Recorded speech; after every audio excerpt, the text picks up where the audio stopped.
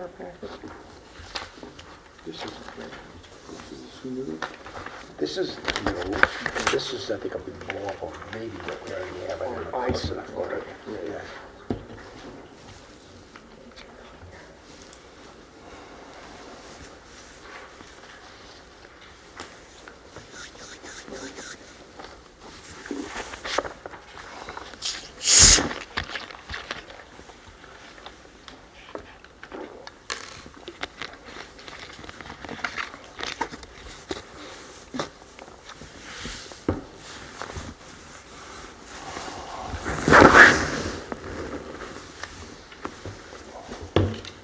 Good evening, everyone. Welcome to the Breezy Point Planning Commission meeting. I will call the meeting to order and ask for approval of the 6/12/18 minutes. I have one question. Were there supposed to be names of the public in the minutes? It says public, that's included, there's a semicolon, and there's nothing. I think we missed the names. You used invisible ink. Yes. Okay. Okay, I would move that we accept the minutes when the names have been, or with the names to be added. I have one other question. What, on the very bottom of the minutes, bottom left hand, there's September 12th, 2017. What does that do? It's been the format that we used Okay. to write that date. It didn't follow the sentence above. So, all right.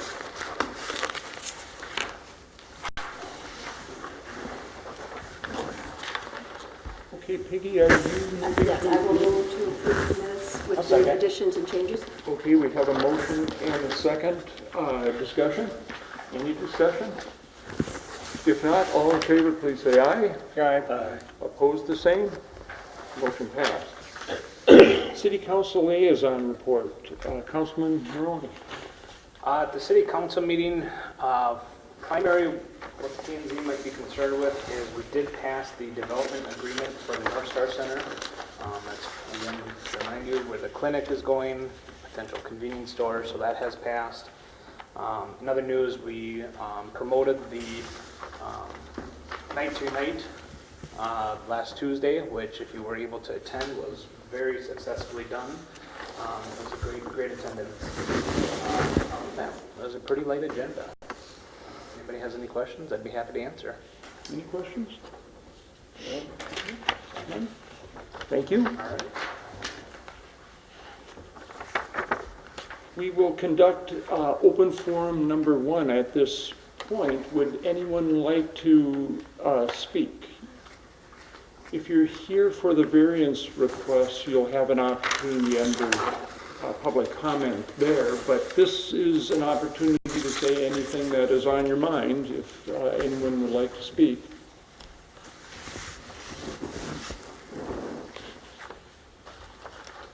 If not, we will close open forum number 1.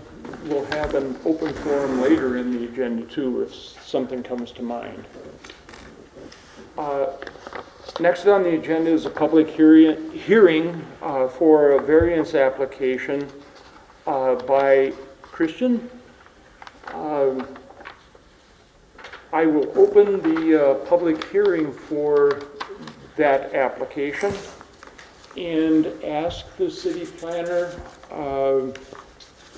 for his review. Gary?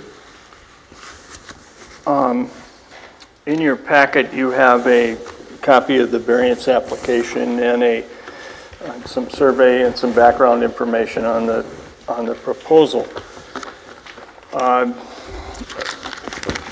Let me, before I get too far into this, this morning I had a conversation with a gentleman who pointed out that question number 4 in the variance application is some old language that probably isn't apropos today.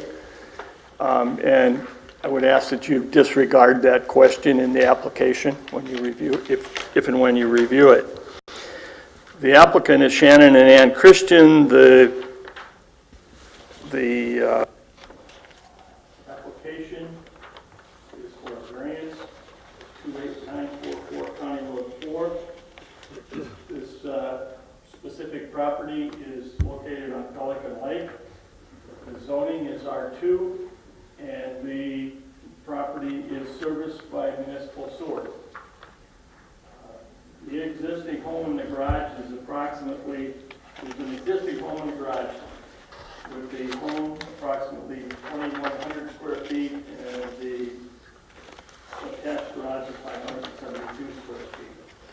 The original home was built prior to setback requirements, and the home was remodeled with an addition in 1997. The home is located 22 feet from the right-of-way and 7 feet from the side property line. Required setbacks in that area are 35 feet from the right-of-way and 10 feet from the side. Because the home does not conform to zoning setbacks, it is considered a legal non-conforming use. Repair and reconstruction of legal non-conforming use is allowed with a building permit. Expansion of non-conforming uses required variance from section 153.007 of the zoning ordinance. The applicant is proposing to remodel and realign the roof lines of the existing structure and add approximately 1,352 square feet to the garage. The addition that is proposed, the garage addition is proposed to meet all setback requirements as prescribed in the zoning ordinance. And I think that's reflected in the survey that you see. There's also a dotted line around it that shows where the building envelope would be. The existing structure and the improvements are located on 3 parcels. The current impervious coverage of the parcel is approximately 27.7%. The applicant is proposing to make the additions and the improvements, which will bring the impervious coverage less than the 25%. 25% is the maximum that's allowable under the zoning. This is mainly accomplished by the inclusion of approximately 8,000 square feet of impervious paving. Planning Commission and the Board of Adjustment must consider whether the request for the variance is a reasonable request and is unique to the property. It does not alter the character of the locality. If the board finds that the request is reasonable, staff would recommend that some conditions be placed on the variance, such as building permit to be obtained, a gutter system put on the building, erosion control to be constructed and maintained until landscaping and turf is established. Consolidation of the 3 parcels be accomplished. Right now they're separate. There's 3 separate parcels there.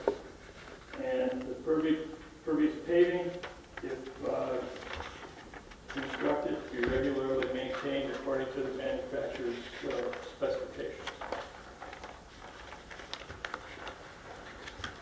Thank you, Jerry. Any questions of Jerry at this point?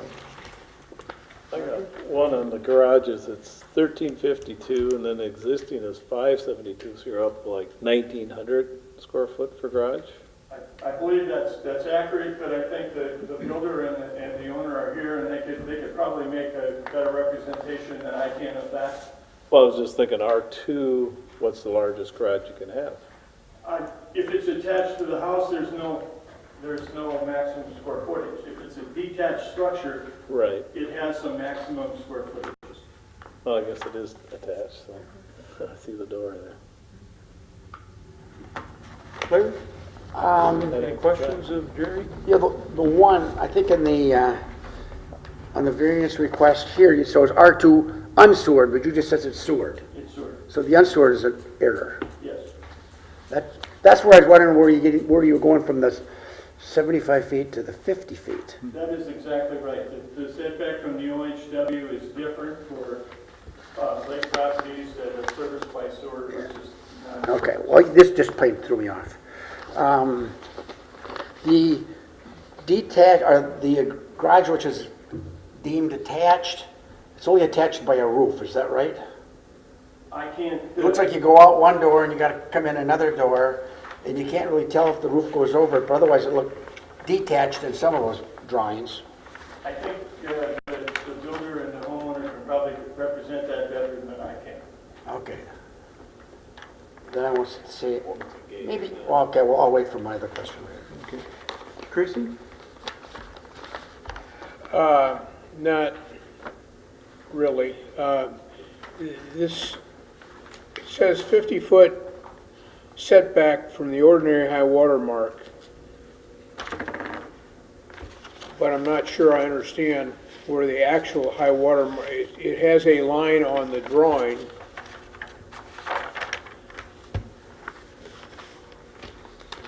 But it appears to be pretty damn close to the lake. And is this a retaining wall along here? Yes. I do, I did take some pictures out of the county assessor's website, and they are on the desk, and there are some pictures that show that there is a retaining wall of some sort there, or short retaining wall. If you pass those around, I think you can get a better idea of what's back there on the lake side. This is the other one. This is the one on Lassie. Wrong one, huh? Wrong one. There's That's, two sets of pictures. okay. Sure, question about the township there. Well, yeah, he answered, Okay. he said that is not the township line. It implies it's a township line, but he says the actual township line is back here, that these condos are in Breezy. To address the OHW is actually an elevation. And it does fluctuate as it goes down the shoreline. So it's not a straight line between 2 points. It does follow an elevation. Okay, there's the retaining wall there. Okay, all right, thank you. Michael, do you have any questions? Jerry, if the garage was considered detached, what's the maximum that you can do in that? Is it 1,200 or is it 1,600 with the condition?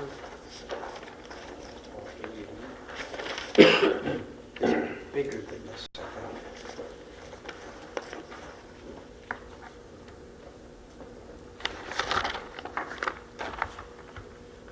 1,280 square feet is permitted without, just by permit. And the conditional use, you could get up to 1,600 square feet on a detached structure. Thank you. Okay. I will ask if the applicant would like to make a presentation. If so, yeah, please. I'm John Doty with Doty Brothers Construction, and I'm representing Shannon and Amy. You know, as we look at the application that we made, with the city of Breezy and non-conforming structures, we're not offered a whole lot of opportunity to do much to these houses without coming before you guys, even if we're going to build a detached garage, because it's a non-conforming structure.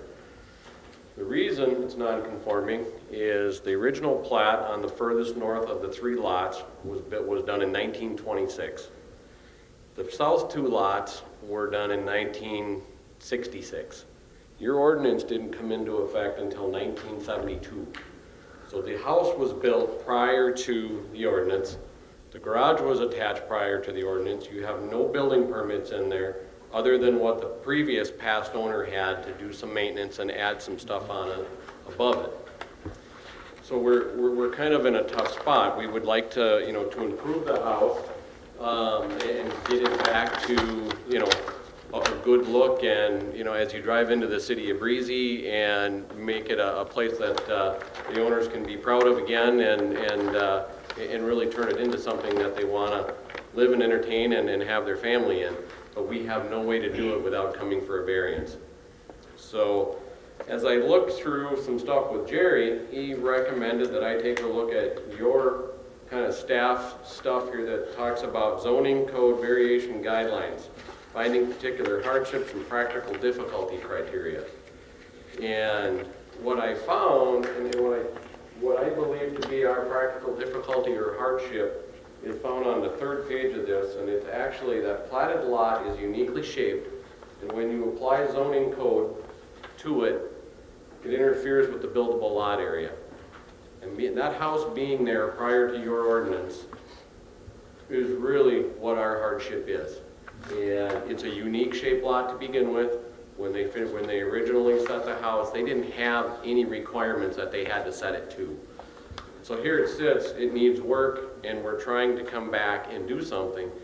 And believe it or not, everything that we're doing conforms to your new ordinance, other than about a 4-foot chunk where we're taking the 2-story part that's on the north, and then there's a middle part, and we're kind of moving where the kitchen and stuff were, and we just want to add some volume to the kitchen, nothing to livable above it, to transition those roofs across so that they look better. And from what I can understand from Jerry, that's really the only variance I have that wouldn't meet your current criteria. So we've done our best to work within the guidelines that you guys have given us, yet we're still here in front of you because we don't have an avenue to work with a non-conforming house. So I think that kind of tells you what we're up to. We're doing our best to control water and all of those things, get the impervious coverage down, and just increase the look of the neighborhood. I did bring a colored rendering for you guys of a portion of the house. It's kind of a portion, but this is the look that we hope to put to it to kind of improve as you drive into the city of Breezy Point. So, Would you mind no, showing the I folks but behind you? that's, for those of you that don't know where these guys live, they're about the first house as you come into Breezy Point from the south on County Road 4. So, and there's a 2-story house there now that is in desperate need of repair.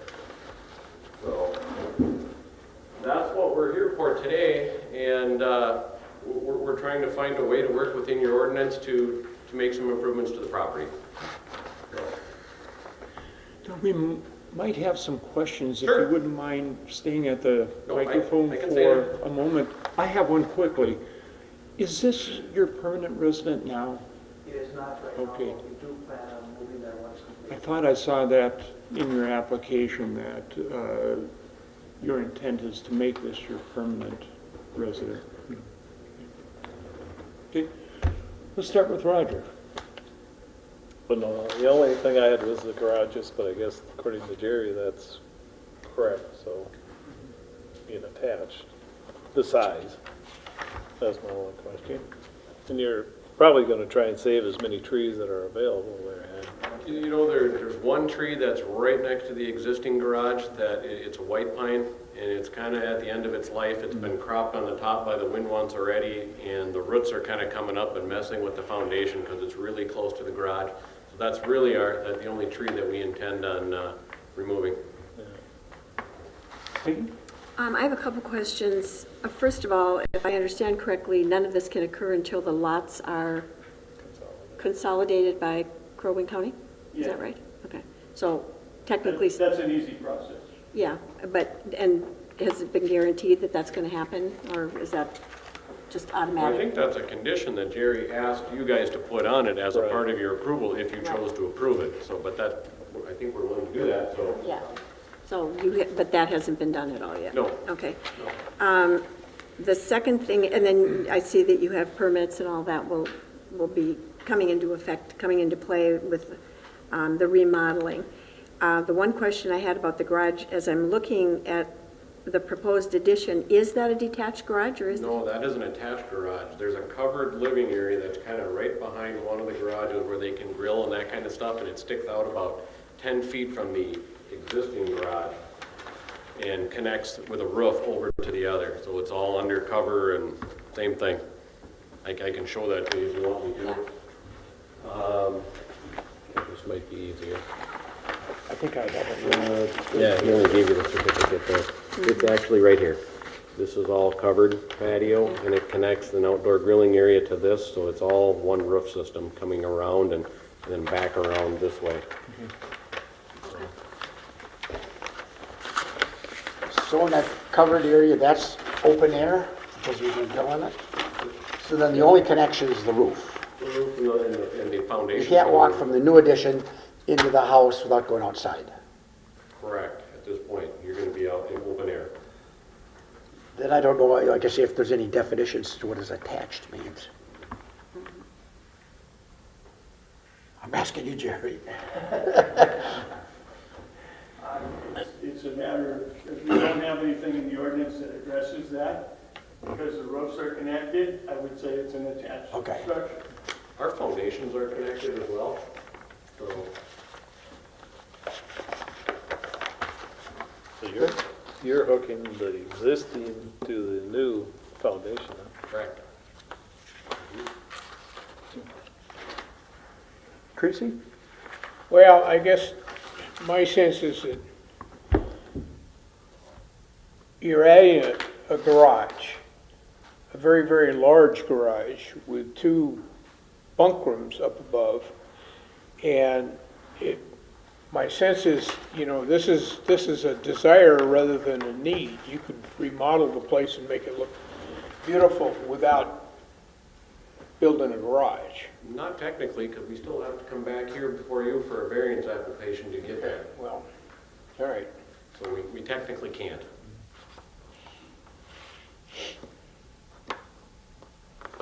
Michael?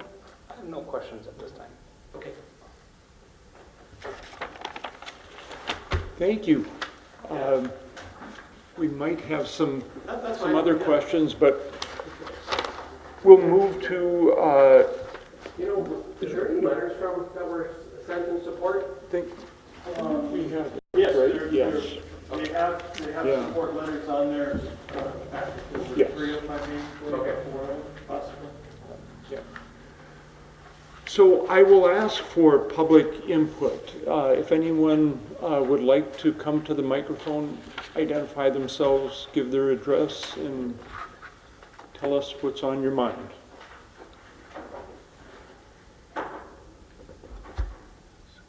Anybody? Okay. If not, we will, Mr. Chair, Yeah. I don't know if Jerry wants it, do you want the letters read into the minutes, or are they just for our use and they'll put it into the minutes? Do you want them read? Okay.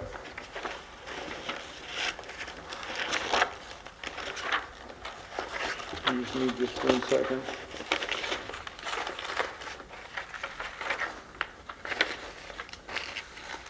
My agenda is somewhere in the middle of my packet. I think next on the agenda is closing of the public hearing. And I will close the public hearing and move to the next agenda item, which is formal action on this variance request. I would entertain a motion, or if there are any other questions, perhaps this is a good time to ask them.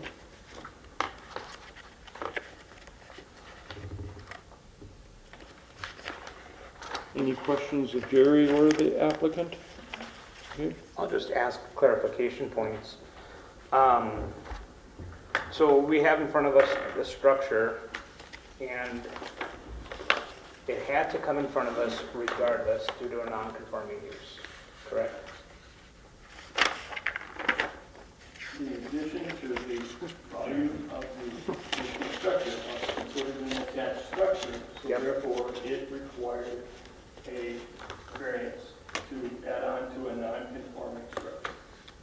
Perfect. And even though all of it was built, or is within current zoning ordinance, it still had to come in front of us because it Because it's considered an attached structure, and you're increasing the volume of the non-conforming use required the variance.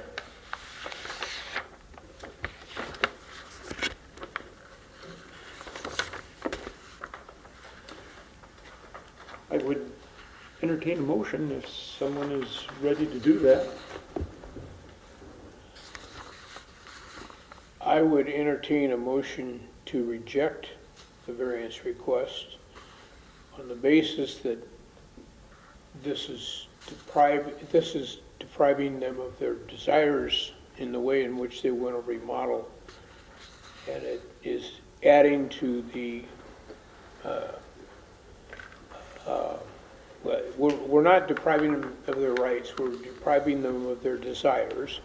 And I don't see a practical difficulty in remodeling the existing structure within the confines. So anyway, I would move that we reject it.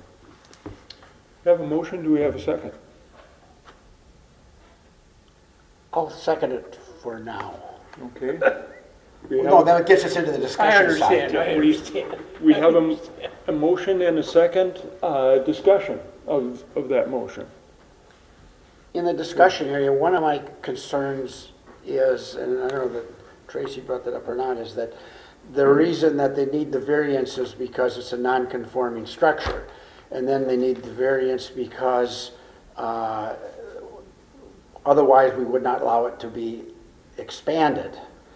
And it looks to me, by just looking at these pictures, it's more than doubling. I mean, that's like a pretty major expansion to a non-conforming piece of property.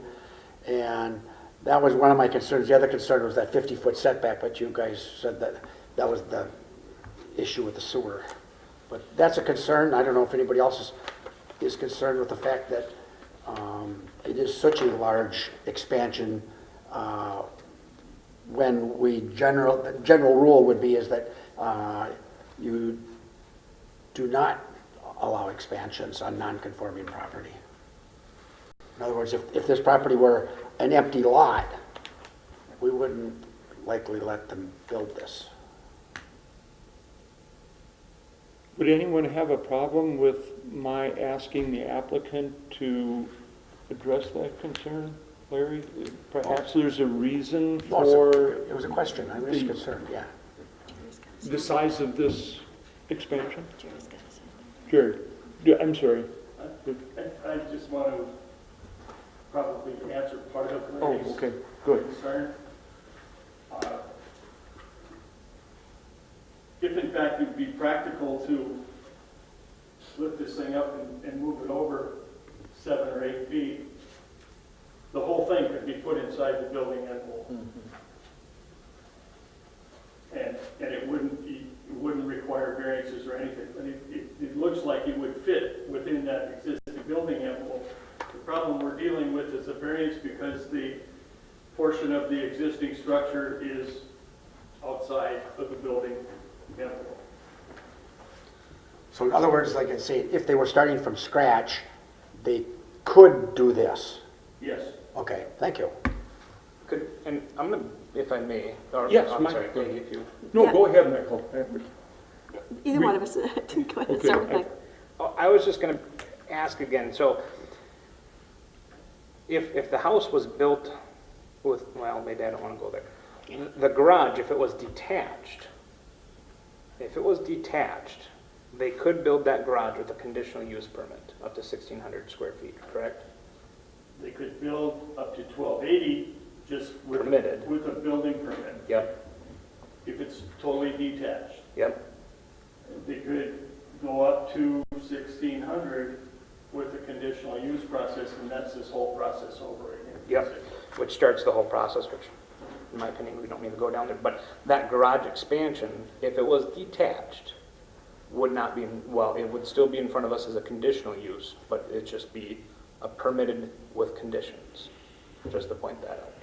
Is it too big in square footage or not? No.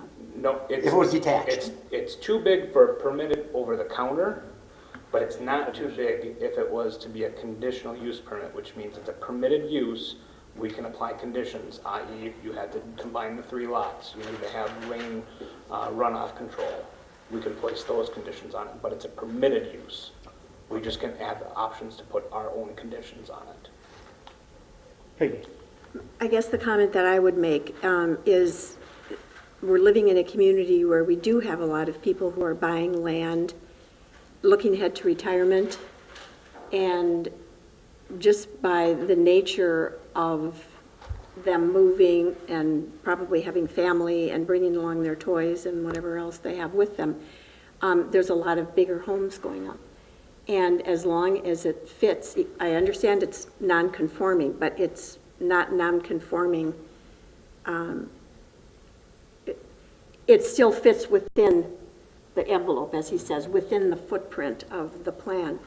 And even if maybe personally we might say that house is too big for that lot, or we don't like the color of it, or whatever it is, as long as we understand that a lot of people moving up here are looking for a retirement home. They're looking for a home that they're going to live in, not just take a vacation in or be here for a month or 2 or 3. And I think, considering that, we probably have to look at these houses a little bit differently. That's just my opinion. Did you have anything to add to what Jerry said about the reason for the size of the expansion? Well, I'm not exactly sure how the ordinance would work, but we actually have bunk rooms up there. And part of the reason for attaching it and designing it that way is so that that can be a part of the house without special requests. So if we were to come back for a conditional use and have bunk rooms, I believe we would be asking for that as well.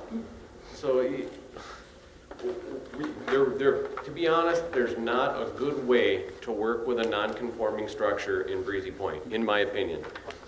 In a lot of cities, we're able to work with these non-conforming structures as long as we're not increasing the non-conformity and everything that we do meets, like Peggy said, the current ordinance, we can do over-the-counter permits still.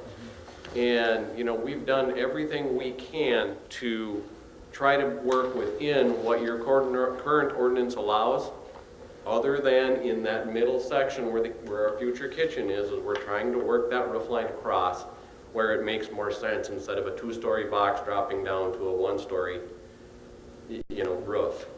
So we're just trying to transition our way across the building and make the roofs consistent. So we're in a spot where I agree that a lot of these homeowners are building larger homes, and we're trying to get them to fit, all the different rules that are available to us when we look at your ordinance. So that's kind of how we got there. And if we were doing a conditional use permit on a garage, we would be putting conditions on it, but we might also have approved it, but we would have just put conditions, whatever they might be. And I don't think those conditions would have included something like not putting a bunkhouse up above. At least I don't think we've done that. I think it was stated properly that this size house, if shifted back, would be a permitted item. It just so happens that it was previously built before ordinances and was built outside of the right-of-way, or building envelope. Fits in there quite well. I mean, And I can appreciate how they added the addition within the building envelope. right. Not Yes, asking I for like that variance too. and trying to go beyond what that building envelope is. Oh, we worked hard at it, and we did spend the money and got our certificate of survey before we even started trying to plan it out and see what was available to us. And to be honest, we were a little surprised. There was more there than we anticipated. So, Further discussion of the motion? I was gonna make a motion to approve it, but. Okay, We well, can do- let's dispense Yeah, I know, with but I'm not- this motion. So that's what my discussion Okay, is. if I there's- think it fits quite well. Okay, if there's no further discussion, all in favor of the motion, say aye. Aye. Opposed, the same? Aye. Okay, motion fails. Roger, were you, I'll make a Prepared? motion that we approve with the conditions. Can I have the honor of seconding it since I seconded the other one? that's unique. Okay. I'll second that motion. Okay, we have a motion and a second. Discussion of the motion, and at first glance, I'm concerned, does the motion contain the wording we need, Jerry? Actually, I think you should try and point out what the practical difficulty is, and staff has recommended the conditions that I stated, and those should, if they're adequate, I think you should include those as part of the variance approval. Yes. Can you find the words to do that, Roger, with our help? I guess according to Jerry's recommendations, we approve it with the conditions. And the paved driveway must be coming out, huh? excuse me? the concrete or paved driveway comes out as They're taking some of the existing impervious coverage and removing it. right. And the new stuff that's going in is approximately 1,000 square feet of pervious coverage. So that reduces the proposal is to reduce the impervious coverage to less than 25%. Okay. Today, they're at about 27. Okay. So, did I cover it close enough, Jerry? No, we need the practical difficulty. And you want to use it's a platted lot prior to the ordinance, and the house was, a portion of the house was constructed prior to the ordinance. 96 or In fact, it's unique because it fits within the building envelope. Great words. Okay, good. You want to write those Do down? you agree with I that? agree, yes. Okay. Plus those Add issues, I guess they're not conditions, those issues recommended by the city planner. Those are Whatever. conditions. Whatever. Conditions. Those are conditions. Are they Right. conditions? Okay. Okay. So, Tracy? Well, I was gonna, is the condition, I don't see it listed here under the conditions, that they do have to remove that portion of the pavement. I don't see that as a condition in here. That is part of their application and their proposal. That's a proposal. Okay, so you don't, okay, so we don't have to put it in there as a written condition. No, Okay. we will review the permit. Okay, all right. We would look at the calculations at the time the building permit comes in, and if it were over, we would hang on to the permit and not approve it. Any further discussion? No. If not, all in favor of the motion, say aye. Aye. Opposed, the same? Aye. Motion passed. Thank you. Thank you.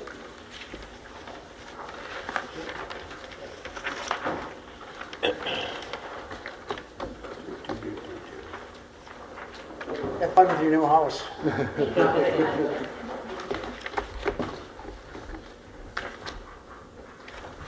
Next on the agenda is a variance application by the Christiansens. I will open the public hearing for this variance application and ask the city planner for his review. Jerry?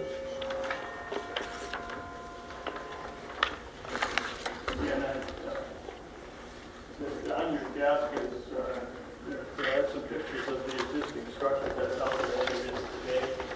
I think you can pass those around, and you have a bigger survey that shows you the situation out there. I saw this place. Yeah, I would suggest to disregard question number 4. This application is John and Gail Christensen, 32635 Timberland Point. The lot is defined as Lot 30 of Trotter Cave Edition. There's an adjacent lot to the Christensen zone, which is Lot 29. The zoning is R2. The existing home was built in 1973. It's a story and a half, approximately 1,350 square feet with a 480 square foot attached garage. The existing home is 40 feet from the OHW. The deck is 33 feet from the OHW. The existing home and the improvements on Lot 30, the one lot by itself, it's freestanding lot, as it is today, occupy approximately 35% of the impervious. The impervious coverage is almost 35%. Because the existing home is less than 75 feet from the OHW, it is considered a legal non-conforming use. Repair and reconstruction of legal non-conforming use is allowed in the building permit. In June of 2017, a building permit was obtained to update the exterior siding, windows, decking, and interior finishes. In August of 2017, there was a permit that was obtained for plumbing and HVAC improvements. Present status of this home is that the exterior looks like it belongs there, and the interior has been totally gutted and it remains gutted.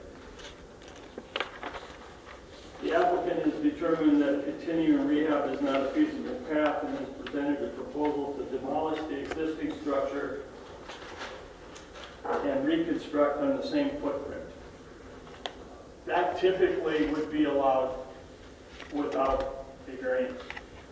Reconstruction of a non-conforming use on the same footprint would be allowed. This applicant is also requesting a variance to add to the footprint approximately 202 square feet to the cabin and approximately 222 square feet to the garage. They're not proposing to move any further towards the OHW than what the existing structure is today, but they're planning on staying on the same alignment. The applicant's proposal is to consolidate the adjacent lot, which would reduce the impervious coverage with the improvements to approximately 22%. The applicant is also proposing to construct a brand new conforming septic system, which we really don't have any records of where the existing septic system is or what is even there. The Planning Commission or the Board of Adjustment must consider whether the request for the variance is a reasonable request, does not alter the essential character of the locality. Planning Commission determines that the variance is reasonable. Staff would recommend that the following conditions be placed on any approval. Building permit, guttering of the building, stormwater management incorporated in landscaping, conforming septic system being installed, erosion control being installed and maintained until landscaping and lawn care is established, and consolidation of the two parcels. This is kind of a mirror of the last proposal that you heard, but not really, because we're tearing down and adding on to it. With that, I'll close. Any questions of Jerry? We'll start at your end, Mike. I have none at this time. Breezy? No questions at this, oh, one question. With the with acquiring the adjacent lot, is that correct, the way?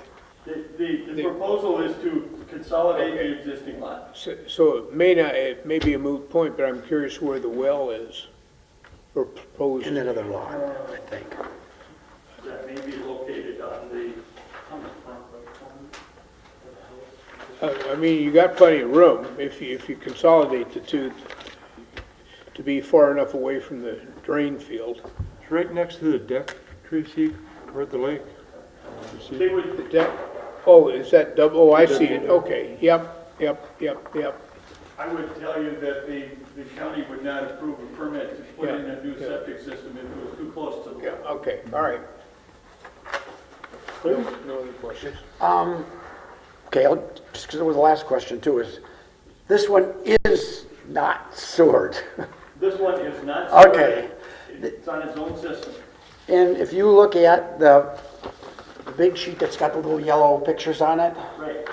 what's the little yellow dot on the right-hand side? That is the part of the 202 square feet that's addition to the cabin. So that's Like a gonna, 1.4 foot addition to the outside. so then what part of existing footprint am I missing?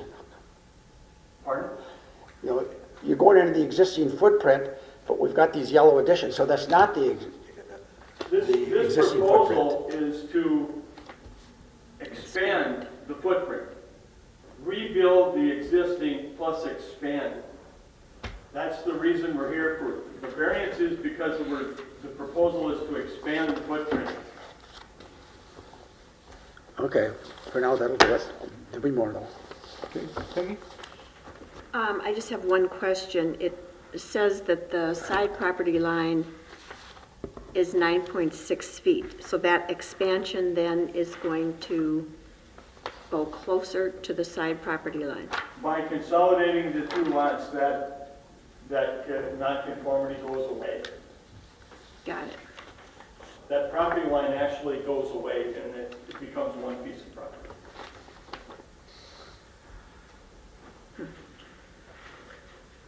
Okay. I should also mention that that property is presently serviced by a concrete driveway, and I think you can see that on the survey data. That driveway also services as the access to a couple of the neighbors to the west. So if they were to move the house into the building envelope, that would be essentially taking out the driveway to the house to the west. Depending on where you're located, they're also covered. Roger? So the new proposed house and garage is gonna be, I guess that's probably a question we'll have to ask later. The foundation, everything's getting tore out and, Everything is getting torn out, it's just put back on the same footprint plus the addition. right, that's a. That's the proposal. Yeah. Okay, I'll ask the applicant if they would like to make a presentation. Thank you, Jerry. Thank you, board. My name is Mark Severson. I'm a local real estate attorney, Severson Porter Law, over in Cross Lake and Baxter and Crosby. So I'm legal counsel for the Christensens. Initially helped them. Sure.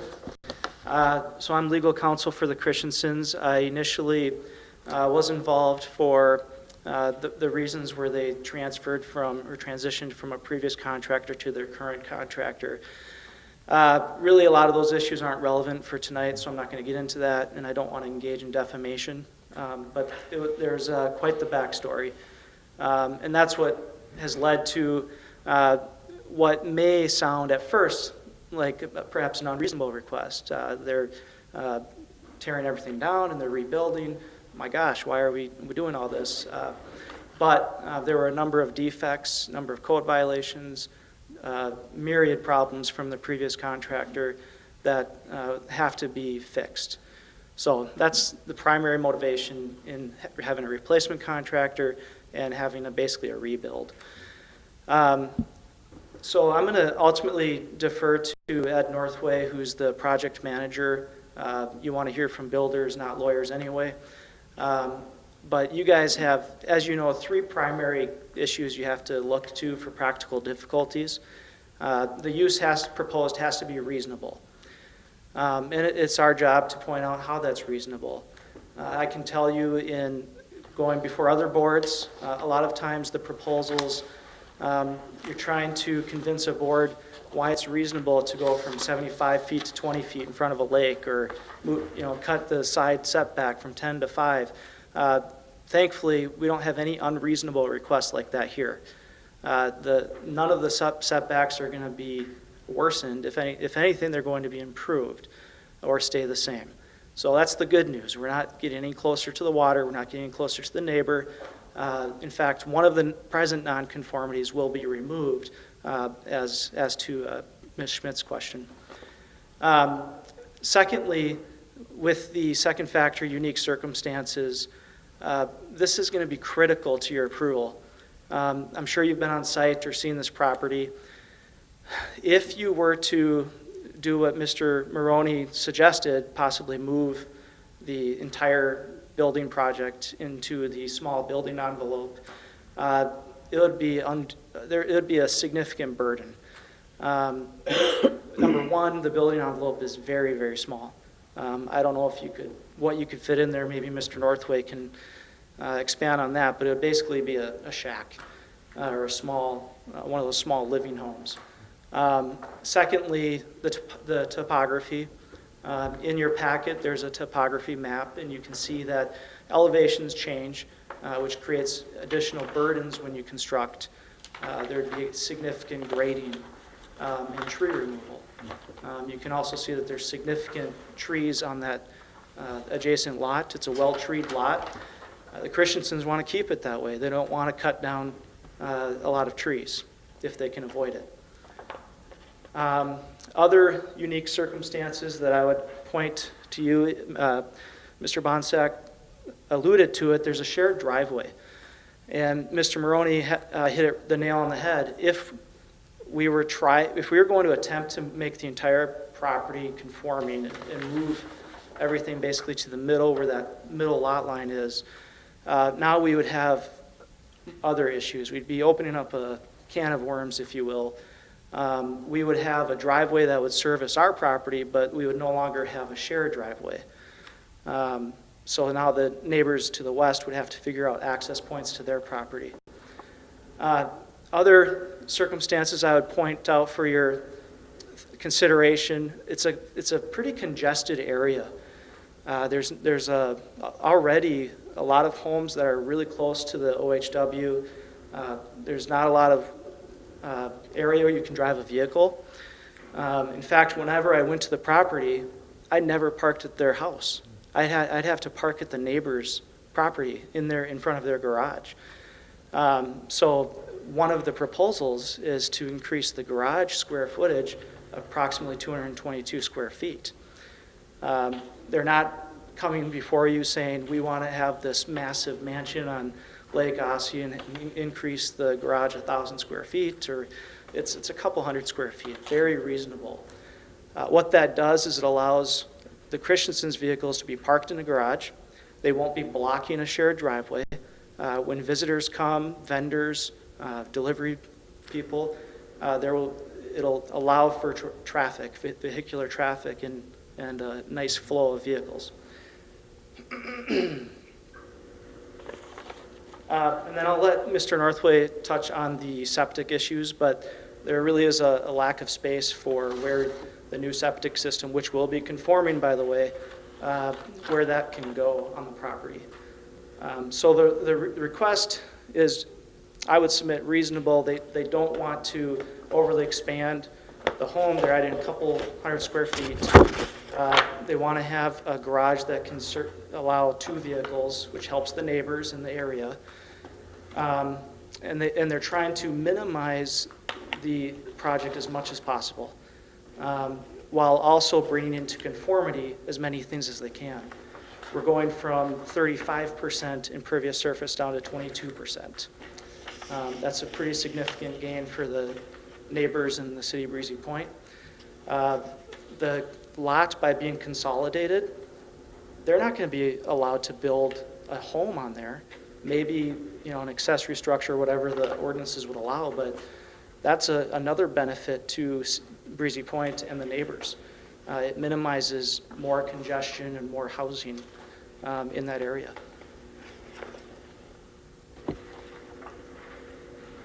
So with that, I'm going to let Mr. Northway touch on the particulars to the building project, and I'll be happy to answer any questions. Thank you. Hi, Ed Northway, work for Miller Built Custom Homes. We're doing a good job covering most of the high points. Essentially what we're doing is we're going to build essentially the same structure back in the same spot and just expand it in just a few spots. And I think looking at the home, you wouldn't really even be able to tell the difference between the two. The additions are so small. 7 foot 4 inches expansion off the end of the garage. There's 1 foot 4 on the other side. 6 foot 8 on the street side. All of it's farther from the lake. Nothing gets closer. We're trying to put it in the exact same spot too. We want to use the same hole, the same well. To move it over into the conforming building envelope would be difficult. If you look where that is, and you look where we would have to put a septic, we're very limited by that shared driveway.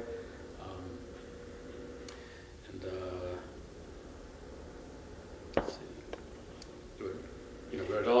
big open cleared spot where the house was, and we'd have to move a tremendous amount of dirt to excavate and fill where the house would have to go inside the building envelope. And we'd have to remove the majority of the trees on that second lot. So essentially, you'd have the majority of the trees removed on the entire thing instead of reusing the hole that's already there. Jerry said we're not even sure what or where the septic is right now. We think it might be underneath that concrete driveway. All we know is there's a tank that's going somewhere. So we have the opportunity to put in a nice conforming septic up to date. The design was included in the package that's already approved by the county. Let's see. So, we'll talk about the character of the neighborhood. I think it's going to be an improvement. We're going to take away that big impervious concrete wrap that goes right to the water's edge. We'll take that out. We're going to leave that green space of that lot so it can't be developed in the future as a separate parcel. It'll look exactly the same as it does now, essentially. Any questions I can answer? If you don't know where the septic is, how do they pump it out in the fall? It's going somewhere. We know where the hole is. We've been pumping it out for years. We just don't know. Where the drain field goes. Where the drainage is. You know where the tank is. And the pipe goes out towards the driveway, but that's as far as we can trace it. So, and there's no records anywhere with the county we looked.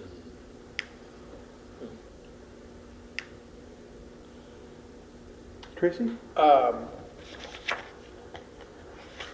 If you go forward with this, will you be leaving wherever the existing drain field is, will that remain where it is and it will be disconnected and it just rot there underneath the concrete, or would you be tearing it out? If it's under that driveway, we're going to leave it where it is. Okay.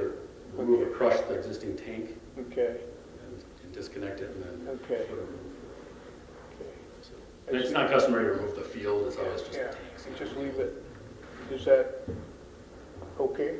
I would defer to the county in their, when they review the application, if they, whatever the county is going to approve, I think. Okay, and, all right.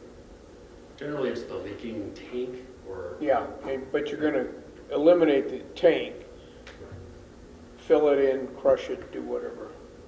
Yes, sir. Questions, Mike? I have no questions of that. Roger? No. Peggy? You missed me.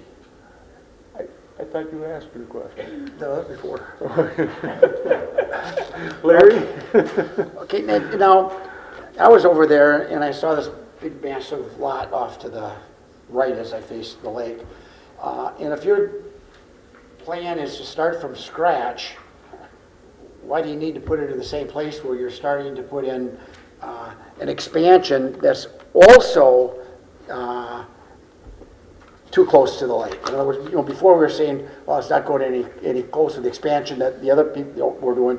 They were back off of the setback areas. This one, we're adding a larger or an expansion in the setback area.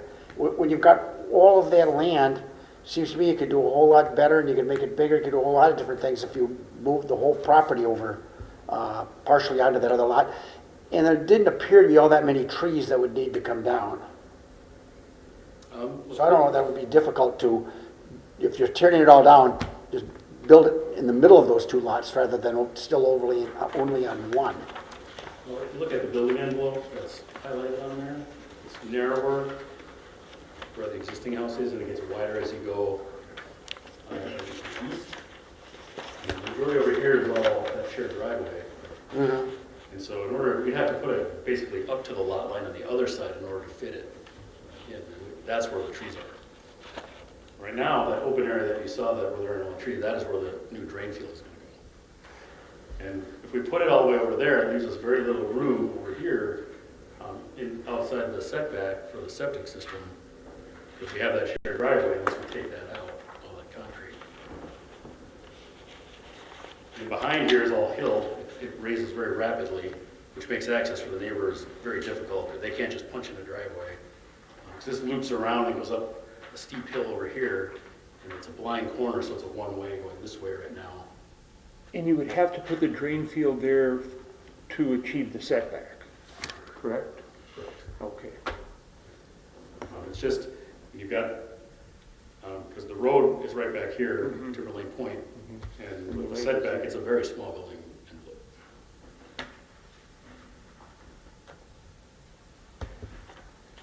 I'm still not too crazy about expanding in the setback area. And maybe what you can do is you knock off this piece and you expand more somewhere else in there, but that you can get it into the envelope. I think a good architect could do that. And difficulties or whatever, I guess I haven't heard any strong reasons why you can't do that.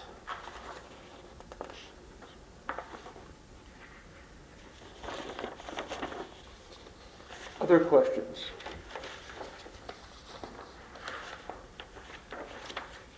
Thank you. I do have a letter from the neighbor to the west saying that he approves and there's no problem with it, so I wanted to. Thank you. That would be one of the neighbors that uses the shared driveway. Right. You're looking at the lake, he's the one. Yeah. We'll move to public statements. Would anyone like to speak to this application? Okay. Would you identify yourself and give your address, please? That's Kathleen Pretty. I live across the street from Christensen's. It's 32648 Timberlane Point. We have spent 2 summers looking at a roll-off, putting up with big trucks, construction people parking on the hill. There's a blind hill with 2 driveways at the bottom. They park on a very narrow road. We are forced to go up that road on the wrong side of the street.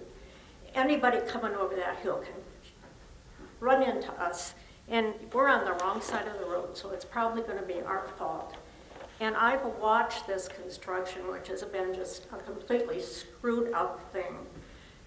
And why do we have to start over? Can't you correct the things that they've done incorrectly? Are we going to have to put up with 2 more summers of this horrible situation? It's ridiculous. Why can't you just correct the mistakes that have been made? I don't know the answer to that. But why in the world do you have to completely tear it down and start all over? Are we looking at 2 more summers of this horrible construction? I feel like I'm living in a construction zone, commercial area.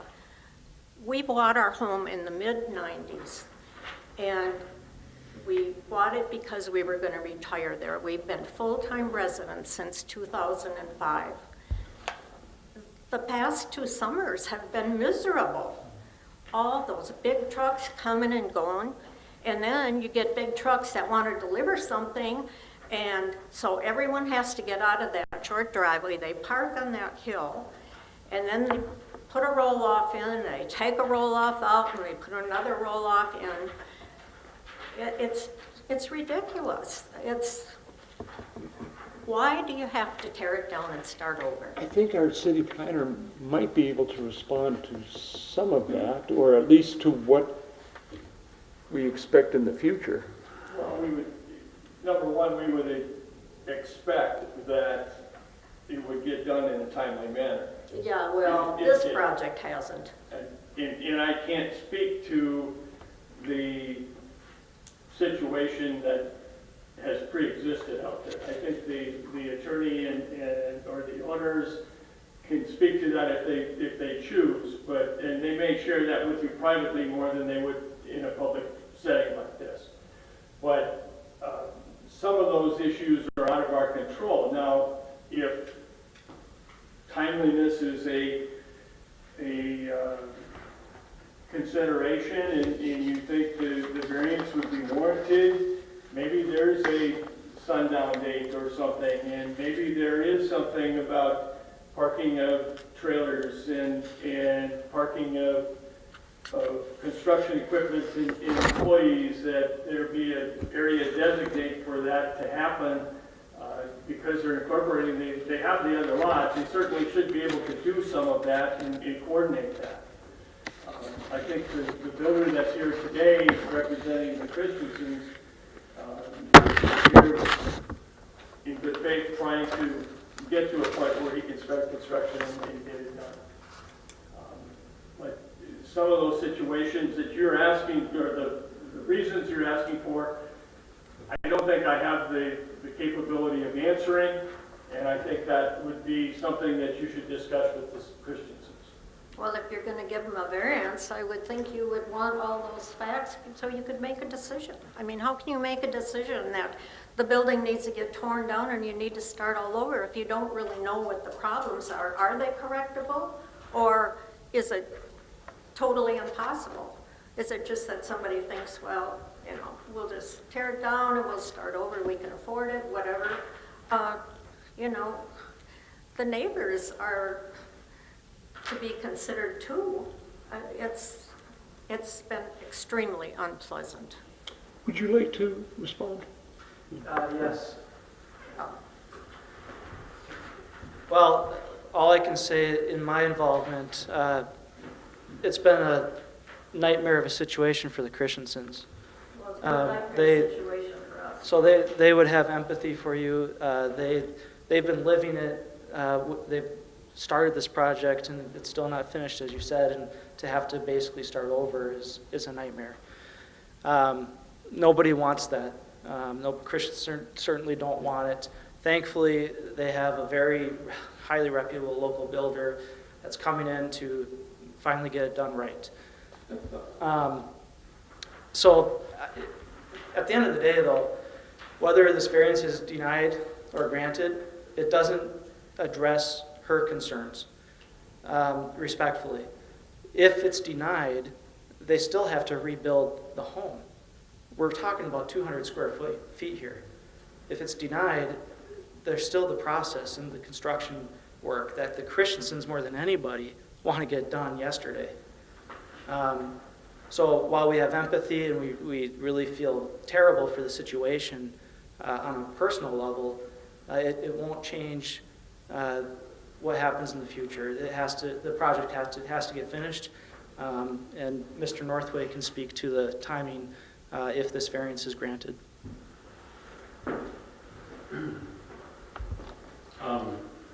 It's not going to take 2 years. It's going to be done over the winter. It'll be done by next spring.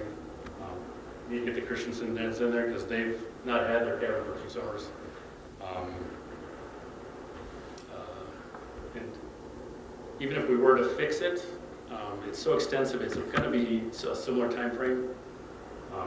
The fixes were so extensive that they were a good way to the cost of a new structure anyway.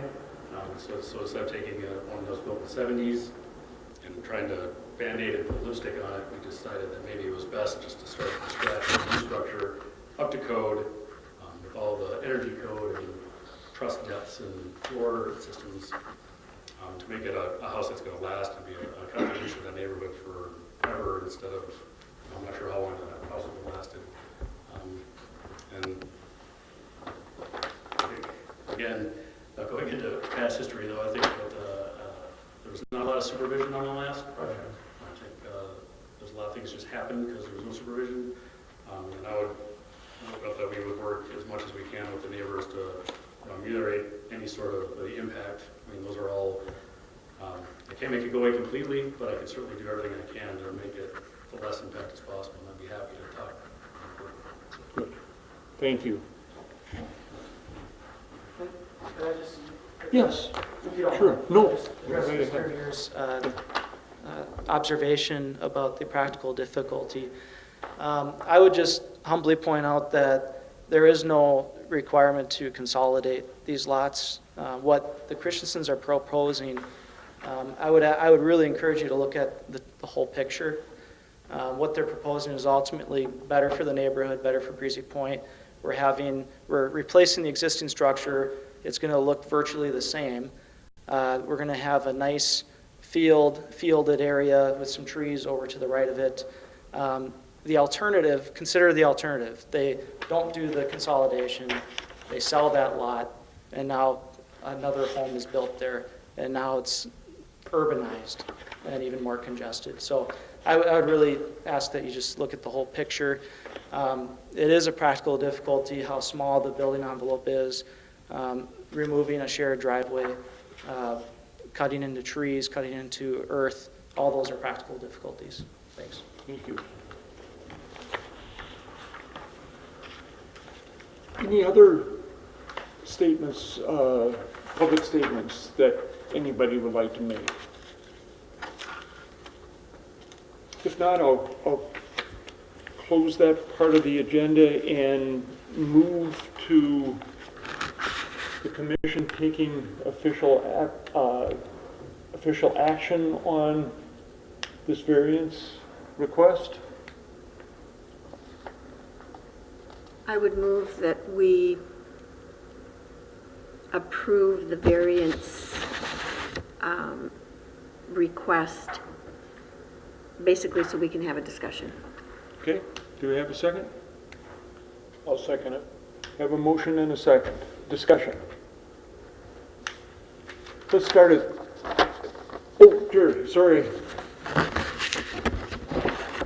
I'm assuming that your motion would include the staff recommendation as far as conditions is concerned? And I also was going to add to, first of all, that we put in a timeliness request, and I don't know what would be reasonable, perhaps 12 months, but certainly no more than that. And secondly, that we would require them to speak to the neighbors and work out parking of trucks and construction vehicles that would make it easier for the neighbors to put up with the construction. So can I say something? Were the sewers going in? Couldn't you hold off on the sewer till next spring and put your construction stuff on that lot? We'd like to get that in right away so it doesn't hold up. And so it can be done with all the major moving before next spring. But we can find some way Yeah, to do it. road restriction. Yeah. Otherwise, we're going to have noisy trucks and stuff next spring. Yeah. too. Yeah, that's true.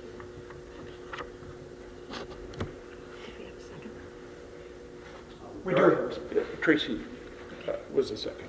I think there are a couple storage containers there that we store our storing materials in now that we can remove Okay. and relocate to free up some parking there. Ah. And there are things we can do to make it better going forward. Good. Further discussion. No Tracy? questions? No. Larry? Well, my suggestion would be is, if you're starting from scratch, why can't you move the whole thing over a couple of feet? You design your garage to say the way you want it, and you make your building a little bit longer. This way, at least then the expansion and the building is into the, in the building envelope. I just think it's poorly designed, and maybe it was because it was before they knew they were going to tear it down, but I think it could be made a whole lot better. Peggy? I have a question for whoever can answer it. Is there mold involved in the interior of the house?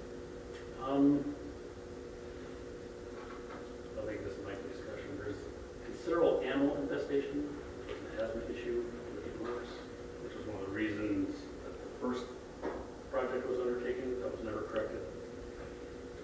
There is some mold in there. I'm not sure about the age of it though. If it was a function of the newer model or was there previously. And then a lot of the other issues are structural and the way it was built. So we may have some health issues there too if we are looking at mold and those kinds of things. Roger, any further discussion? I kind of agree with Larry. If they pushed it over like 4 feet to the east and slid it down a little bit, at least pull it off the lake a little bit more and be a little bit more in the envelope. But, that is a good idea, but I suppose that's a... The land rises to the east. Yeah, I was looking at the... So we did that, we have to tear that driveway out to rework it, otherwise it's going to be a very steep approach into that garage. Right now it goes down and kind of levels out in front of that garage. And that's why I made a comment, we You actually have water going towards the garage. Huh? Look at the arrows. Yeah, I see that. There's another addition, we're doing stormwater retention and guttering the house, which does not exist now. So, to retain stormwater on site. Do the neighbors have a right-of-way to use that We driveway? have not seen any easements Oh, easement, yeah, recorded. okay. Would it be a good idea to take care of that as a part of this? But it's built.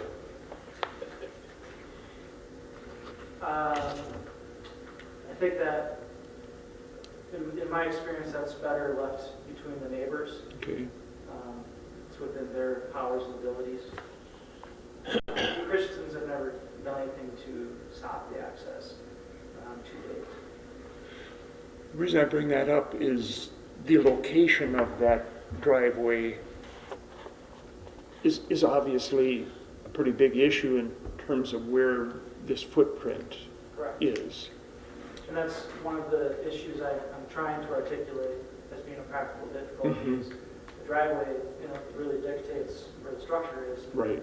And I respect the reasonable thought, hey, if you're before us asking for variance, can you move it 4 feet or whatever? I would say that's a negligible move, and it still requires a variance. So The reason I bring up the easement is if that's a consideration for us, or a significant consideration for us, it seems to me that it would be a good idea to get that to be formal. you could accomplish a lot by granting the variance and imposing a condition that the Christensen's grant an easement. You would make the neighbors to the west marketable, and they'd have no access issues. Would you consider that as a part of your motion, Peggy? Certainly. Okay. Tracy, part of your second? Yeah, that's Okay. fine. I would agree with him. So was the answer was that there is not a formal easement on record? So there is no easement. There is no easement. So the bottom line is that if the driveway had to be adjusted a little bit, it can be adjusted a little bit. And when you look at the cost of building a whole new house, if you have to tear up a little bit blacked up, it shouldn't be a big issue. But what I'm hearing is if the footprint were shifted, it would eliminate that access to the neighbor's property. Because now by shifting it, to the west of the home, you would basically have a yard, and that access point would be removed, and you just have a straight driveway into the Christensen home. So that's where I'm trying to articulate, that's a circumstance unique to the lot. Mr. Neer, if you would reference your as you can see, the driveway is coming in, and if that was shifted further south, that would be on a What bank. the hell are we looking at here? This house, Here's the driveway, Okay. coming right in here. yeah. But it wouldn't be south, it'd be How many homes does it access? Just one? What is south? east. It'd be east. So north is this way, this is that driveway. Yeah. So if you had to shift it south, as you can see, Oh, there's a so larger I embankment. see what you mean. Oh, I see it, yeah. These- It's a common local problem. See what it's Can we saying? add that to the motion? This is a slope, real big Okay. slope, so I think it was for The maker of the motion and the seconder of the motion. Okay. Okay, if, any other discussion, Michael? The only thing that, after listening to this, I'm glad we worded it that we can address parking concerns. As it stood today, as Jerry recapped, is the non-conforming use could be torn down and rebuilt in the same area. There's no ifs, ands, or buts about that, correct? Yes. Okay. The issue brought to us today is that they want to do some additions to the, looking for my north sign, I'm going to say east, east, west, and south, nothing closer to the lake. The south addition, obviously within the building permit, just kind of as we discussed, our building envelope, as we discussed in the previous applicant, we seemed okay with. The building to the west and the east It is outside of the building envelope, still meeting setbacks, so that is still being achieved. You know, the comment about rebuilding as it stands, I'd have, and not combining the lots, I kind of question where the septic tank would go, but that's not really for us to decide. That would be up to them on how they'd have to configure that into there. You know, moving a house, while on paper looks to be easy, just shift it. There's the topographical issues that you'd have to work out. You'd have a large clearing of land in the old spot, so that would be, you know, you'd lose trees for that fact. So those are just my comments and observations that I'm pointing out. I think you guys all have heard of that. Any further discussion? If not, all in favor of the motion, say aye, please. I said aye. You said aye, I okay. said yes. Opposed the same? Aye. Okay. Motion passed. Thank you. Just one, advice maybe. I know the folks are concerned about the congestion and the inconveniences that this construction project has caused. And believe me, there's some more folks that have called me about that. It might be to your benefit to give these folks your telephone numbers so that if in fact they do have a problem, they can call you and make you aware of it. You folks can do something about that type of situation faster than I can. And quite frankly, I think it promotes a better name. I'd like to have seen it, but just be specific. Thanks again. That whole empty lot there, use it.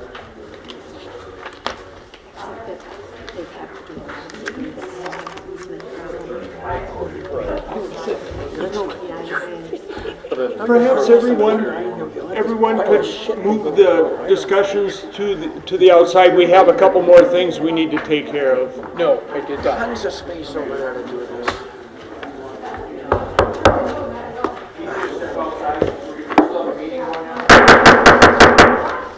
Could you move your discussions to the outside? We have to finish our meeting. Okay, thank you.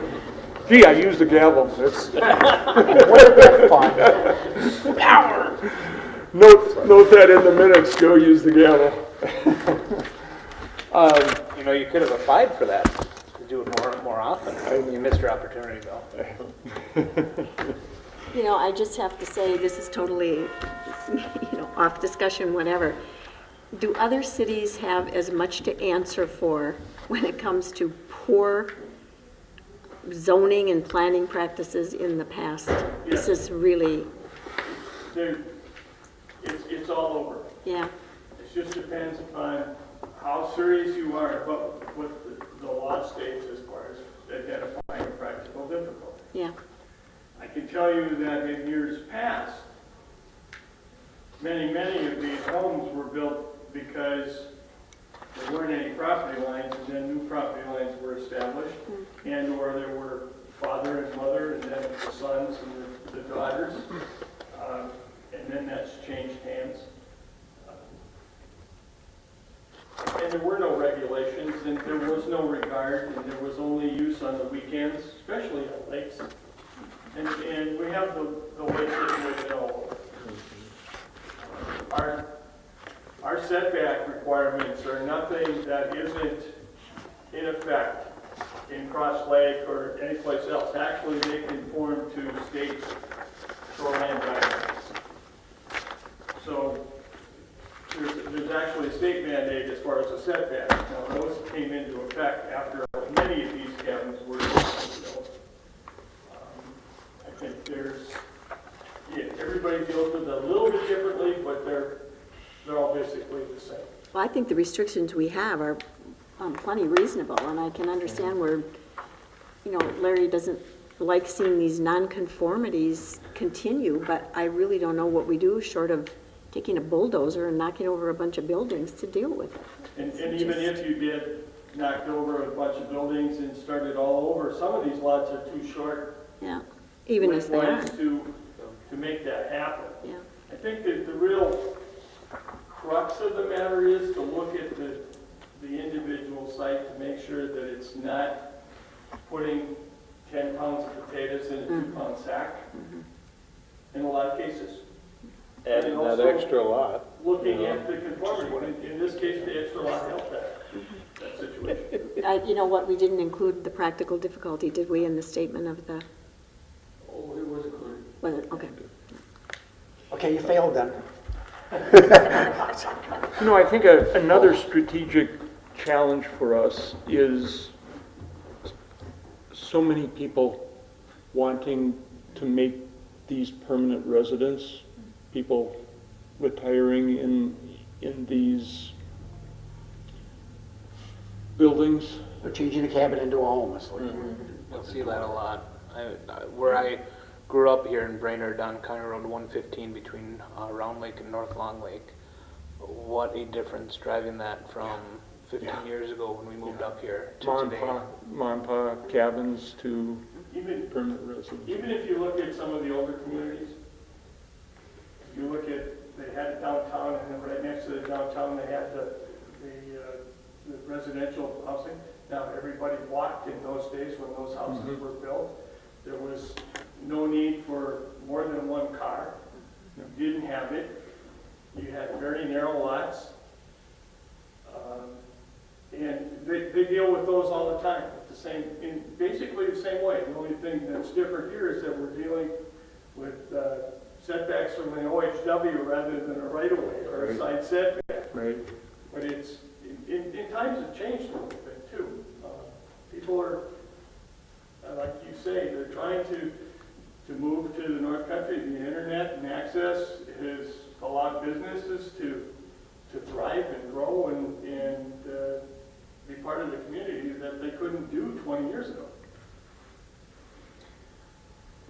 And during my time here, at least we haven't had an outrageous request.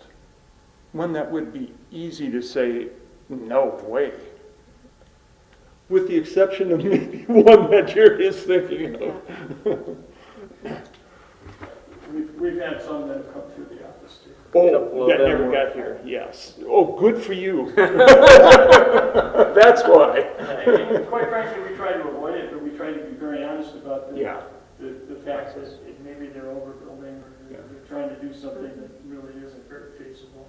Have their garage 3 feet from the road, wasn't that one of them we had? Yeah. Yeah. Okay, the next item on our agenda is the amendment of the floodplain ordinance. Before I get into that, I'd like to just go back to the variance thing and the non-conforming use. Now, Mr. Doty alluded to the fact that he'd like to see the ordinance change.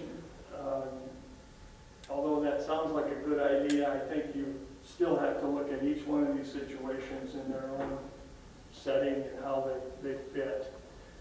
I think if you had a blanket approval, well, they could add 20 square feet or whatever, I don't think that would be applicable in other cases.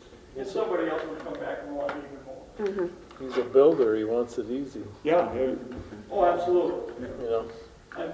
you know? And we deal with variances. We do, in some ways, look at conditional uses the same way. Okay, floodplain ordinance. Yep.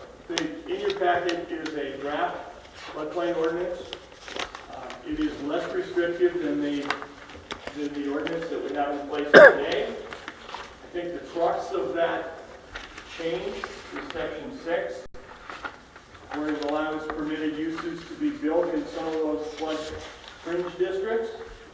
It allows some filling to be done, and it allows accessory buildings to be built as long as they conform to prescribed guidelines, which are minimum first floor elevations, filling in some cases where filling isn't appropriate, they can still do an accessory structure if they make it in such a way that the it can fill up with water and not cause any damage. I think that's the crux of the changes that we have. Most of the rest is the same as what we've got, but this is a little bit less restrictive than what we have today. I think, well, we've seen a lot of activity on the south side of Osceola McKee where some of these are affected. Some of the lots will get a break with this if it's passed. Some may not because they do also have wetland issues. But it at least allows them something to work with rather than saying absolutely no. I think Roger asked the question, how many properties are out there? I've identified at least 30 of them, and I think there's probably even more that I don't know about. I think when we did the ordinance, we just looked at structures and what structures were existing structures and how they were affected. We never really looked at the potential for using vacant properties. So when we're talking about accessory structure, are we talking about only on a lot that already has a primary structure? Yes. Yes, good. And would we have to approve it? Some of them no. Okay. Some of them would be able to come without it. I think you're going to see some that are going to ask for variances from some of the things. Maybe want to be closer than what they could be, or want to build a bigger accessory structure. And would all of this come under, okay, they'd still have to get permits and whatever, so they'd be getting, Scott would be out. Oh yeah, they still have to conform to building code. It's just that they might have to do some things to, some extra things that they wouldn't have to do on a normal lot. If there's a rising water and they have a accessory structure, it happens to get flooded, and we gave them a permit to do it, who's liable for the loss in that structure? As long as they build to the specifications that are included in here, which means a certain level and or fill outside the foundation area, it's their problem. The other thing is, if they build to those specifications, they can get flood insurance. Mm-hmm. If they don't build to those specifications, they can't get flood insurance. In other words, the city is not going to be responsible or liable in other, anyway. There's also something in here that requires an engineer to certify that it's been built in conformance with that.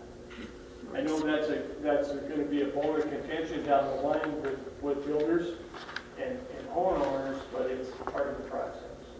And I think, quite frankly, it's a protection for the homeowner as well as it is for the city. Gary, do we need to take action or recommend or anything? Okay. Actually, we're probably going to have a public hearing in September. Oh, okay. What, would you like our feedback? If you have feedback, if you want to review it and give me some feedback, I'd be happy to try and answer your questions. How about now? Can we do? Sure. I tried reading this at home a couple times, and I don't, you know. And the eyes wouldn't stay open, would they? It's like a page from a lawyer. Did you guys write this, or I what? read these What's things that? on a What regular difference does it basis, and I have a lot of questions, and quite frankly, right in front of me on my desk is the guy at the DNR's number, Oh, okay, and I asked the question. okay. And I think the attorney would tell you that it needs to be in that Legal. format in order for it to be enforceable. But, yeah, it isn't something that you would give to a sixth grader, and the sixth grader would understand. And unfortunately, that's Or a what our retired ordinance guy. should be. Or a retired guy. Yeah, with bad eyes. Bad eyes will put you to sleep. Yeah. Hey, any feedback? You know? No, I think, answered my questions, and that was all I had. Larry? No. Okay. We will move to other. Is there anything else that we need I to? do not have anything, yes, sir. I just have some questions, maybe Okay. since we have a city council person sitting here. Where are we at with the all of the lots that are not, that are tax forfeited lots, has anything moved ahead on that? Oh, you're really asking me this thing, Patrick, where? I'm drawing a The blank. county will not enter into or accept an agreement from us to waive assessments and then to reassess them at a future time. Really? They had a lawsuit back in 2007 and they lost. Wow. Who lost? The The city? county did. How would, They ended up having to buy back the lot because the individual was told that there were no assessments. Because the state law requires that they pay all assessments at the time of sale on any tax forfeited lot. Because they thought there was an agreement that they could reassess back, it failed, the individual came back and said, I'm not paying it, and went to court and did win against the county. so could the city enter an agreement with them and cut them a check for said assessments that they paid at the courthouse and then reassess that, almost like a loan? In other words, pay them before they buy the lot? No. Because the time they buy the lot is when they are required to pay it. End of discussion. I'm saying they paid at the time that they purchased the lot to the county, but then they come back to us with a bill of receipt saying, I just bought this property and I had to pay $2,000 of assessments. Could we cut them a check for $2,000 and then reassess? How would you put that in the budget, though? I don't think so. Okay, that's me going to see if it's stuck. Jerry, you have to say anything? Yeah, I think there's a couple issues with the tax forfeited lots. There's the ones that have assessments that we still have this issue with, and the issue is how much of that assessment does the city want to collect, and how much do they want to be assured that they're going to collect. I think there's other issues with other lots that don't have assessments on them, that some of them have topography issues, some of them have wetland issues, and there are others that are sitting out there and they look like they could be buildable. I'll give you an example. Last week we had a lady call about 2 lots that are tax forfeited, that are for sale. Relatively small lots. 2 of them together is less than what would be buildable. By our ordinance. Our ordinance says that it's got to be 20,000 square feet, and you can get down to 80% if you can meet setbacks. In this case, they were questioning whether there'd be a variance available, again, to build on a non-conforming lot, per se, even though they combined 2 lots. It sounded like a legitimate thing. Then we started looking at it, and we find out that there's a vacant lot right next door to it. Sitting there all by itself, next door to that is an occupied lot. But if in fact there was a variance granted for these 2 tax forfeited lots, somebody built on it, we would actually render that 3rd lot Unusable? unbuildable and probably devalue it considerably. So it's nice to say, well, we want to get rid of these things, and people are looking at the articles in the newspaper and saying, well, geez, if you want to get rid of them, why don't you want us to build them? It's not as simple as that. If it were simple, I don't think we'd have the problems that we got. The other issue is, how do we address a lot of those tax forfeited lots that are on unimproved roads? It's kind of the chicken and the egg thing. Don't they also have an issue of they can't sell them for less than what their assessed value is? Well, I think Or is that what now you're trying to waive? they have a value that they set on them, and yeah, they would like to do that. I think there's some negotiation. They substantially reduced the values and combined numerous parcels. We were at 600, I think, initially when we arrived here. The county did a substantial job, down to 350, I think is the current number. And they did that by consolidating 4 or 5 lots together where there was just one before. But yeah, and then there's about 50, 55 that have special assessments. So the vast majority are still the tax forfeited in general. It's not a simple solution, but piece by piece, we are addressing it. It I is know of happening. several that did sell, and we have home being built on one. Yeah. Can the city still, with the county saying they won't reassess, can the city still choose to waive Yes, all or portion of? yes. Can portion of? I don't see why not, Okay. yes. Yeah. Just that we cannot reassess for any of that at any point in time going forward. Afterwards. I have a question, Jerry, and this is different. When you get a permit, don't you have to, you have a year to build on it, right?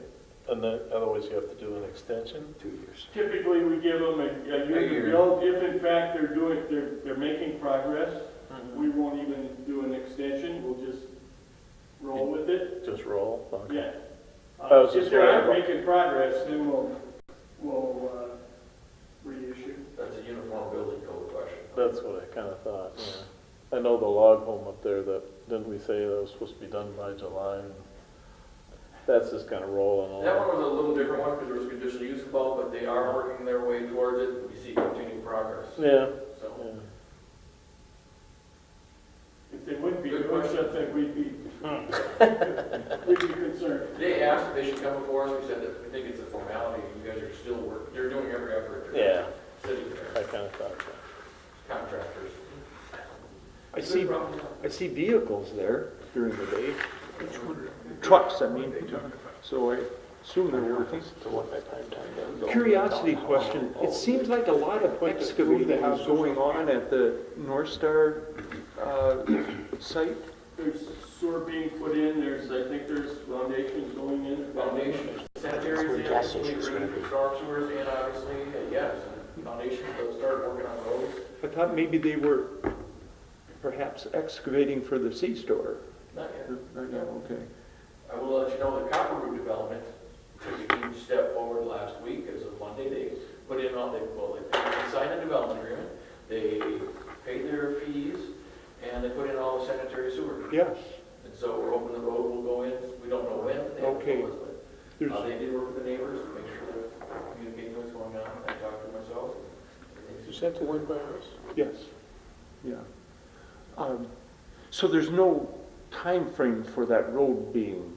It's a private road. Private road. Yeah, so we but, can't. no, Right. they haven't told us. He wants to get it done this year so that he can start selling it next year. Now, maybe that changes. The plat still isn't even finalized. Right. We haven't seen that yet, so.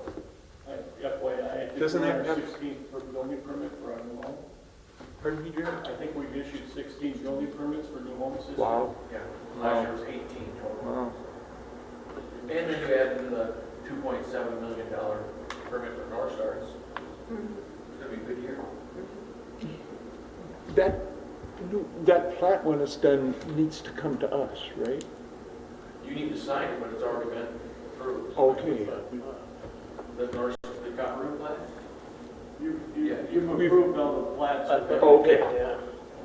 So nothing is revised, it's what we have approved, okay. And where are we at with those Deacon Lodge, over on Deacon? Remember Jeff Johnson was in a couple of years ago and I think drive-in? Yeah. We've got an extension to put it off another year. oh, I thought we were just about at the end of that year. Well, he needs to do some kind of, start doing something there. Yeah, because I was going to say, They're right at the end. yeah, My suggestion was that they start putting up a structure of some kind to start the process, otherwise it goes away. you have to start all over again. Yeah. Peggy, aren't you on the committee that's supposed to, I just asked Jerry about that, and I had asked Justin when I saw him yesterday. The beautification committee is not moving ahead right now, and when I asked Jerry about it, it sounds like it's probably a funding issue. Everybody thought it was a really great idea, but when the stakeholders, wanted to talk about their pocketbooks and how they were going to be affected, it kind of changed it somewhat. And that was already going on when we were meeting. I think the will is there, but, Weibo owns 2 of the properties, and he feels they've done a fair job, and I know Spiso thinks they've done a fair job on where they're at. And, Well, I disagree. Part of it is our responsibility, the cities, for the cart paths. And what we're working with is, now the county has changed their opinion, and they might allow golf carts on the roads, so we don't have to build the carts. So that's a huge savings to the city, somewhere up to $250,000 when we start looking at the whole project. So we are still talking about a formal design, but we wanted to, it's in this limbo, you just or cart path one. That was significant, that was our portion, that was gonna be a big piece. And then we were gonna plant the trees, the question was trees, and we did get some approval, but then we also ran into some history where all the trees that will get planted will be underneath power lines, and so we're trying to deal with those issues. With the possibility of golf carts being allowed on the streets, are there any restrictions on the age of the operator of the golf cart? Because we see a lot of young kids driving down our road all the time in golf carts. To answer your question, all Yeah. golf carts are prohibited on county roads, they're not allowed on county roads. Okay, but On city streets, we have a license that is required, and there are age restrictions, there's numerous restrictions on where they're to operate, how they're to operate, and when they can operate, because they have to have lights and they have to have different safety equipment. And I can give, as you walk out the door, I can give you all the rules, each of you can have a copy of those. but does our police enforce those? Yes. Okay, because they're invariably, every day, there's, looks like 8-year-old kids driving golf carts down Weaver's Point Road and all adjacent roads in there. I saw some young individuals. It doesn't bother me that much, but I'd be awful nervous if they started getting out on the highways. They all look younger than me too. but, Every year we get older. but Patrick, some of them are younger, we can tell you that. But I'm telling you, the police, I've seen them enforce, and when they do an enforcement weekend, you can tell, because every Monday, we'll get 12 applications for golf carts coming the next one, that day, so. And then, but there are citations, they're having talks with parents about kids and stuff. What is the minimum age, Pat? Off the top of my head, I don't know. Okay. 14 or 15. Yeah, I think so. Oh, really? Yeah. Oh, wow, well, these kids are a lot younger than that. We had a 10-year-old driving it by us, for sure. Okay, open forum number 2.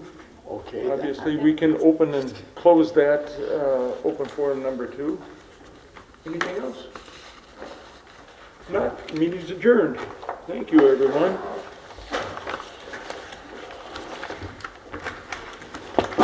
Have there been any, this is totally off this subject, have there been any or many complaints about illegal fireworks? I never complained until July is over, and now I complain. I haven't heard anything from Kevin. I could tell you a story on that. Okay, well, I called 911, and I finally gave up on it. I finally gave up on it. You heard any? Then I'm deaf. Well, you are.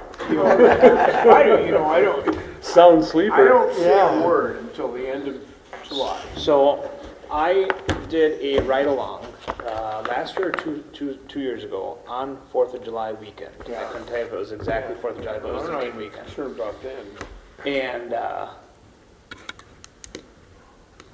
And it was amazing on how many calls that we got to go investigate and walk the perimeter and confiscate illegal fireworks. How about your golf, Jerry? And it was very time consuming. I'm playing as A lot of fast time as was I play dedicated that weekend on that Friday night going and Four of investigating, us because if we didn't go look, Sucked it up, then the and public opinion was the other of couple low of value us because they are called the pretty good police and they golfers, didn't come. because she goes to Arizona every So winter. it was golfs all interesting to hear winter. the officers kind of We just, comment I don't that know, that course ate us their up. hope was that Just Minnesota must have been would the heat come up with a and- 2-week period, 1 week before the 4th of July and 1 week after, that fireworks are legal, just like other states. When they legalize them, they legalize them. And what a burden it would take off of law enforcement during that time for how many calls. You know, if you listen to the scanners and stuff, it's amazing how many calls they get. I don't you know know. if it's Hey, the course my bitch is intimidated just us not- or what, but Like I say, I won't say a word. oh, it's All hot. because you got And people then up for the gnats vacation, were they eating want us to do up it. the first 5 holes. But these are definitely, I mean, it's like Yeah. a war. It's not boom, whoosh, it's like boom, boom, boom, boom. And it goes on for an hour. Oh, yeah? And among other things, it drives my dog absolutely. Why don't you sit on your deck and enjoy them? Well, Well, you can't see them. They're just like fire. There's noise. It'd be like my father-in-law, yeah, who used that- to love that one to shoot hole, off they're really fireworks. bad. And my son got his at it. But anyway, like I said, I don't mind fireworks that go pretty. Yeah. But The constant. this is my wife's, this is a war. Well, you should be nephew, over somewhere near yeah, he Ozzy, works there, because so they're, I don't know he takes us who golfing the group once in a is, while. whether it's a HOA over there or what it is, but they have fireworks virtually every weekend. And even now, when it's dark earlier, I think, well, if they have them at 9 o'clock, it's reasonable. No, they're invariably between 11 and midnight. And it's been every single weekend. We had, Larry, I don't know if you were at home or not, but we had one year, and this is when the kids were younger, so at least 4 years ago. Pat, I'll bet you're tired. I understand you've had a long day. Our neighbors shot it off every hour on the hour. Yeah. So in my opinion, they were thinking the police wouldn't be able to locate them because they're only shoot at the store first, go inside. And the first one or two was, all right, you're having fun. When it was at 1 o'clock and 2 o'clock and 3 o'clock in the morning, I was getting a little bit beyond. Just 2 15-hour days.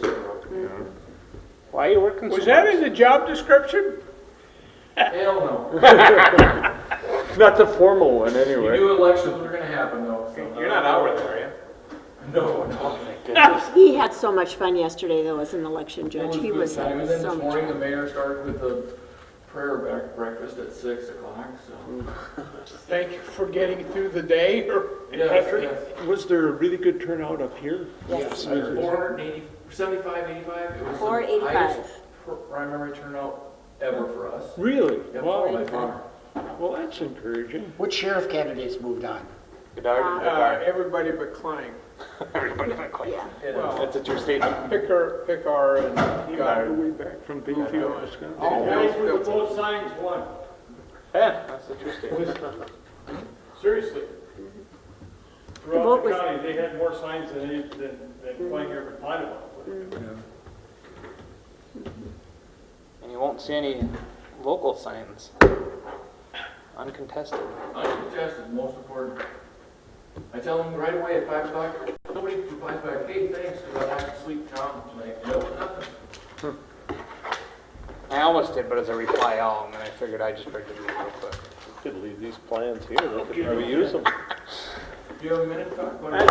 Oh, I saw your email, I haven't read it yet though. Okay, well, it's in perfect space. Okay, we can do that. I think I'm gonna leave this You one. sure you still want to keep working? Got enough paper?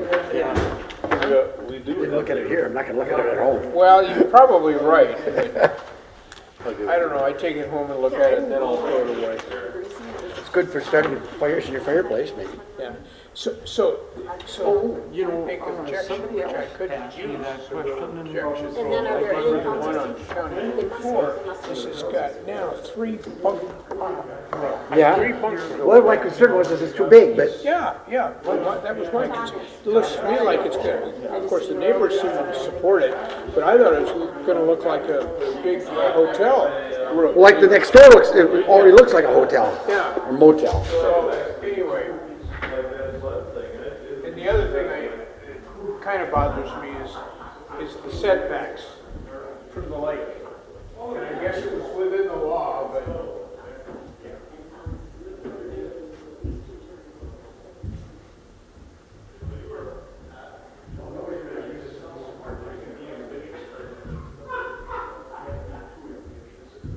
Well, I was trying, I at least seconded your motion.